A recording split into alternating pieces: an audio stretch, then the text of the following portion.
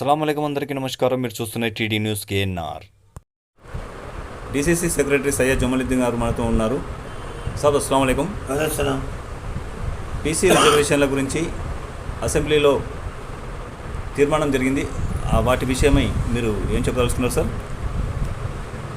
చాలా సంతోషంగా ఉన్నా నేను.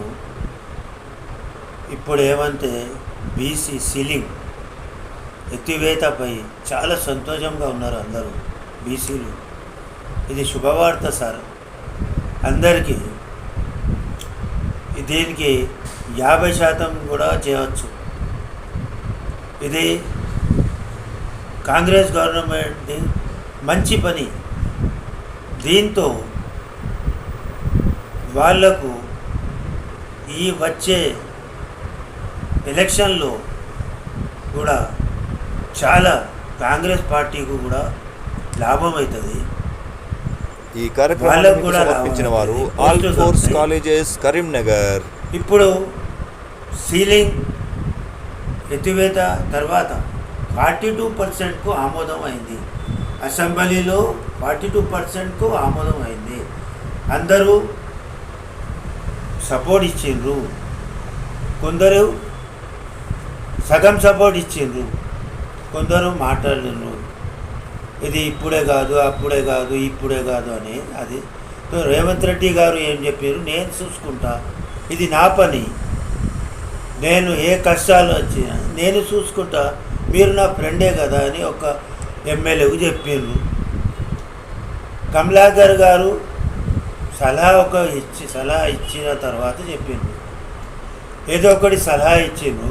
ఇప్పుడు తొందర చేయొద్దని, దానికి మీనింగ్ వస్తుంది. అదే అంటే మన సీఎం గారు ఏం చెప్పిండ్రు, పర్వాలేదు నేను అంతా చూసుకుంటా నేను అని చెప్పిండ్రు. చాలా లిబరల్గా ఇది నిర్ణయం తీసుకున్నారు. ఈ బిల్ కూడా పాస్ అయిపోయింది, 42% పాస్ అయిపోయింది. తరువాత కేటీఆర్ గారు నిలబడి ఏం చెప్పిండ్రు, 5 ఇట్లా చెప్పుకుంటే అవుతుందా అని చెప్తే రేవంత్ రెడ్డి గారు ఏం చెప్పారు, మీరు కూర్చొని అస్సలైనా ఎవరు వస్తలేరు, కల్వకుంట కేసీఆర్ సాబ్ కూడా రాలే, ఇది ఏమంటే కల్వకుంట చేస్తున్నారు అనే మీనింగ్ తీసి సీఎం గారు చెప్పారు.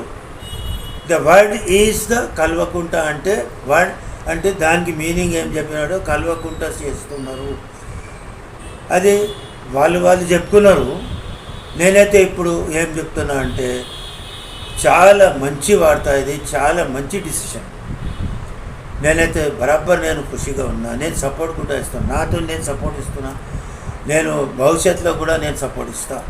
తర్వాత ఏమైంది, ఇప్పుడు రేపు రావాలని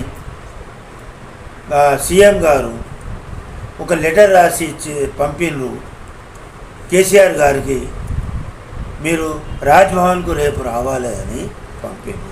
బహుశా కల్వకుంట గారు వస్తారేమో, నాకైతే నమ్మకం ఉన్నది. ఫ్యూచర్ చూడాలంటే వస్తారేమో, అలా ఫ్యూచర్ కూడా ఉన్నది. ఇప్పుడు మంచితనం కూడా చూయించినట్లు ఉంటుంది, మంచి సపోర్ట్ చేసినట్లు కూడా ఉంటుంది. నేను కూడా ఆయనకు సపోర్ట్ ఇస్తున్నా, సలహా ఇస్తున్నా అనుకో. నేను అంత పెద్ద మనిషి కాను సలహా ఇచ్చడానికి. వస్తే మంచిది, సపోర్ట్ చేస్తే మంచిది అని నేను ఒక నా ఐడియా చెప్తున్నా అంతే. రేపు ఏమవుతుందో చూద్దాము. రేపు అందరూ మినిస్టర్లు వాళ్ళు రాజ్భవన్ పోతున్నారు, గవర్నర్తో అప్రూవల్ కొరకు పోతున్నారు. దానికి సయ్యద్ జమాలుద్దీన్ డీసీసీ సెక్రటరీ కరీంనగర్. చివరగా కాంగ్రెస్ పార్టీ బీసీల పక్షాన ఉన్నది అని చెప్పి ఈ పరిణామంతో నిరూపణ అయింది అంటారు. బిల్కుల్, ఎందుకంటే బీసీలకు అనుకూలంగా ఉన్నారు, కాంగ్రెస్ గవర్నమెంట్ ఉంది. ఇది ఎఫెక్ట్ వేరే స్టేట్లో కూడా ఎఫెక్ట్ పడుతుంది, పడాలి. Okay sir, thank you sir. మంచి స్టార్ట్ ఇది.